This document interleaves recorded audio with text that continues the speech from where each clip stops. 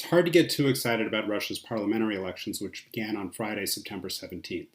All of that increasingly looks like just a sideshow. Indeed, something much more important is happening, this time on the Russian internet. For the past 20 years, average and elite Russians alike, as well as Russian businesses, have been able to take advantage of essentially free access to the internet, allowing them to harvest the gains of the sweeping technological changes that impact the way all of us live every day. Russia's huge internet user base has been able to do things online that citizens in countries like China, which have much greater restrictions, could only dream of. Now, all of that appears to be in flux. Following the Russian government's failed attempt to assassinate Alexei Navalny last August, he bravely came back to Russia to face trumped-up charges. He's been in prison ever since. When street demonstrations broke out all over Russia in response to these events, the Russian government essentially went to war with Navalny's organization, as well as the tech platforms that he had been relying upon to communicate with people all across Russia. Up to that point, the Russian government had had only limited success in bringing Western firms to heel and trying to impose meaningful restrictions on how Western tech firms operate inside Russia. Then came today's move by Apple and Google to remove an app that the Navalny team had created in the somewhat vain hope of disrupting the Duma elections. So what's going to be the impact of the Kremlin's unexpected victory? The commercial logic is simple enough. For all its problems, the Russian market can still be a very lucrative place for a handful of big Western firms that sell handsets, online advertisements, and digital services. But Google and Apple are the exceptions to the rule. Their dominant commercial position makes them more, not less, vulnerable to Russian government pressure.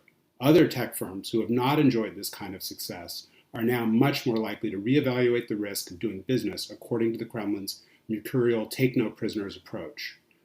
Over the long term, Russia's prosperity depends on embracing important new technologies in all their many dimensions. Once again, the Russian government is opting for political control and stagnation. Recent developments in Russia are not unique. Around the world, big tech platforms are facing increasing pressure by governments to censor content.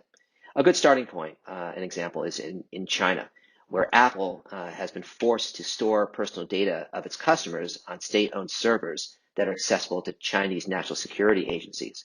In the Hong Kong context, Apple has been forced to remove apps that help demonstrators track police activity. But it's not limited to China or authoritarian states at all.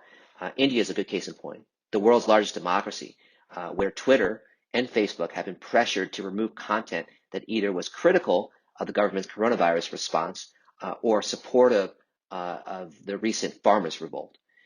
In Vietnam, a couple years back, Google was forced to remove a gaming app from its store that allegedly disparaged Vietnamese political figures. Or take Belarus, where last year Apple pressured Telegram to remove 3 opposition channels or risk getting Telegram kicked out of the iOS store. So what is happening in Russia today is disheartening, but it's certainly not unusual when it comes to these greater patterns. Now, companies face a tough decision. They can adhere to guidelines, or they can push back and risk getting kicked out of those countries. So it's not an easy decision. At the same time, companies can certainly do more to push back and to at least be transparent about when they face this type of government pressure. Ultimately, what we're seeing online is a great struggle when it comes to the free expression, ideas, and politics.